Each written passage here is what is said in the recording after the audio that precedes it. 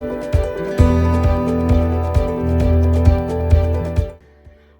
and welcome to the latest videos from the Twinkl Home Ed Academy, your one-stop shop to everything Twinkl.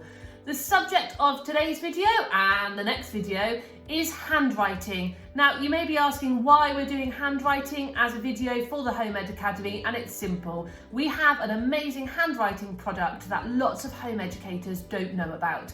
So what I'm going to do in this video is talk a little bit about different styles of handwriting. We're going to talk a little bit about whether or not you should teach children handwriting as a discrete subject. I'm going to give you lots and lots of hints and tips on how you can help your child's handwriting at home. So come and join me. So before we get started, I'm just going to show you on the Twinkl website where it is that you can find our handwriting scheme. So you can find it in 3 locations.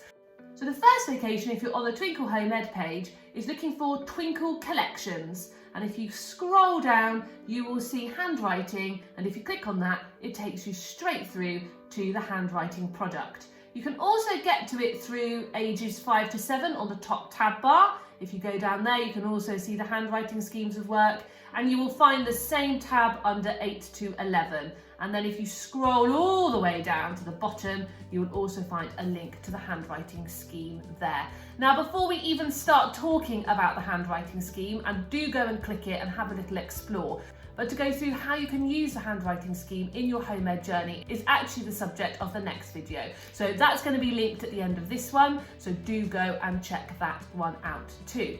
But the subject of this video is actually to talk a little bit about handwriting in general. Now, handwriting itself can be a little bit of a divisive subject, and lots of people have lots and lots of various different ideas about teaching of handwriting. And the first thing I'm going to say to you is I am not going to tell you what you should or should not be doing with your children as part of your home ed journey. Now, we all know that one of the real plus sides of home ed is that you can do handwriting and any sort of learning in any way that fits your children. And actually, I have 2 children at home, and how I would approach handwriting is completely different for both children to meet their needs.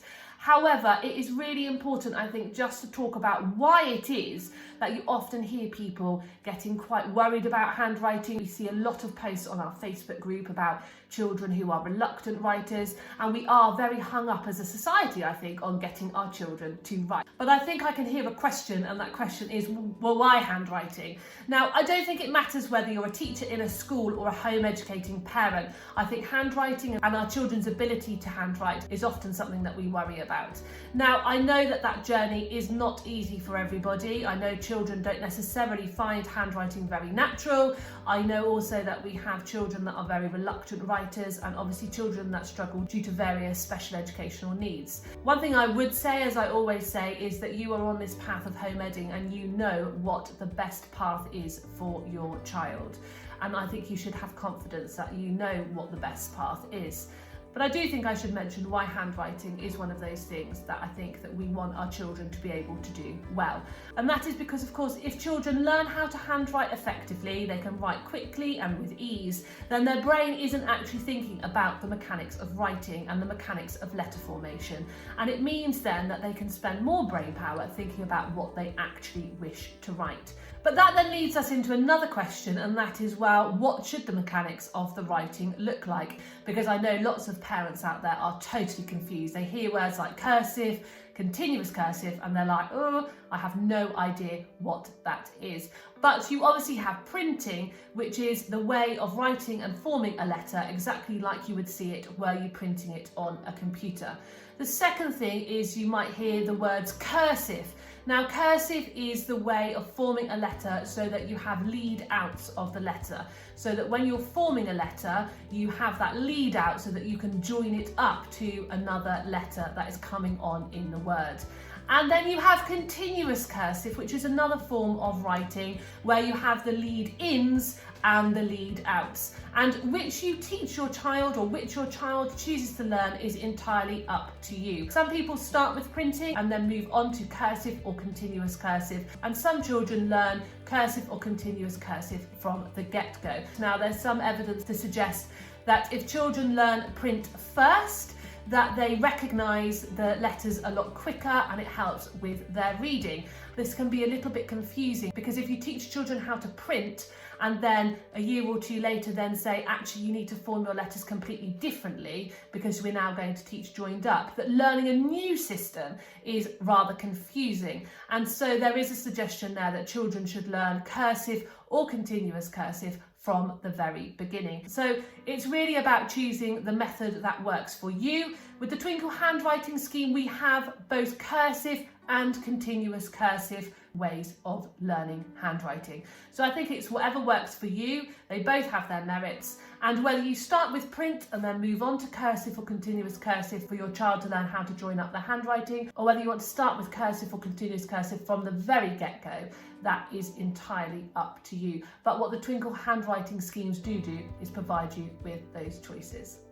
We need to talk, I think, about whether or not you should teach handwriting as a discrete subject, because in school children would be learning handwriting as a discrete subject. Now, I think though there are two ways of handling handwriting. The first one is to teach it as a discrete subject. So to do handwriting practice and to look at letter formation and to teach it and for children to learn it as a discrete subject. But the other approach obviously is to do it on the job, if you will. So writing shopping lists or birthday cards or letters, or if you're doing project work at home, using that as an opportunity in order to help children practice writing. Now, as I've said, my two children are very, very different. My youngest loves to write. She almost enjoys the beauty of learning how to write and making her writing look beautiful. That's part of who she is. So in order to teach her as a discrete subject, she would really lap that up and absorb learning handwriting as a discrete subject because she enjoys colouring and drawing and writing in general. So for her to develop her handwriting and teaching it and her learning it as a discrete subject, it would absolutely work for her. My son, however, is a very reluctant writer. He really doesn't see the point. He has no interest in writing.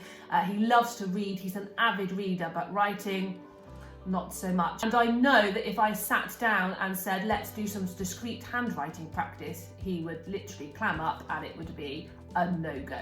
So with my son, you have to take a little bit of a different approach. We practice handwriting on the go where it is meaningful, because he will do handwriting if he deems it to be meaningful. So for example, if we're doing some project work, he will handwrite them. If we are doing a recipe and he needs to write a shopping list, he will handwrite them. And the Twinkl handwriting scheme allows you to do both of those options. And also you could mix and match it. So you could actually have a little bit of discrete handwriting, or you can do a little bit of on-the-job handwriting too. And I'll talk a little bit more in the next video about how you can approach it using those two different styles. Now, before we finish, I'm going to go through something else that I think is really important when we're looking at handwriting, and that is how to get your child in the best position to handwrite, because what we want is nice relaxed shoulders and a nice relaxed wrist, because obviously if handwriting hurts, then your child is not going to be really that engaged with learning and doing handwriting at home. Now, if you're anything like my family, handwriting often happens with one kneeling on the chair,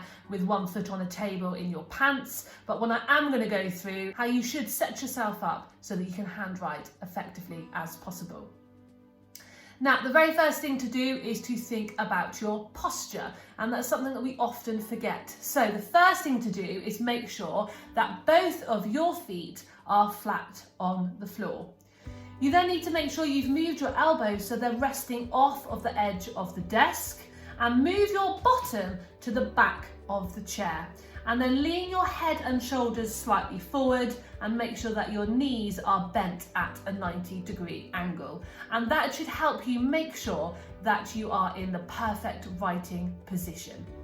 Also, we have lots of left-handed and right-handed children in our home ed group, and how you tilt the paper can also help with regards to handwriting. So if you are a lefty, then you need to tilt your handwriting paper to the right, and if you are a righty, then you need to tilt your handwriting paper to the left. And whichever handwriting hand you use, you need to use the opposite hand to anchor the paper to the table, because it makes it a lot easier with handwriting.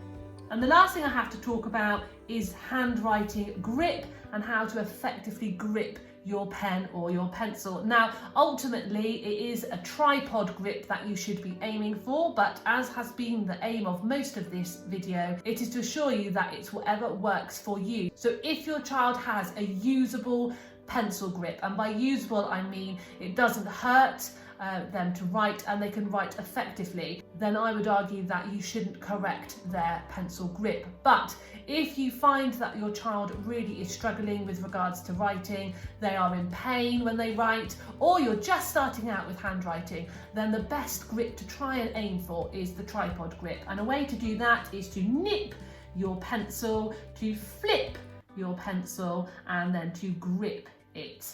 Now, in order to help you, there are lots and lots of handwriting aids out there that you can buy on the market, or you can simply just use a clothes peg. That's another way of helping your child to grip their pencil effectively.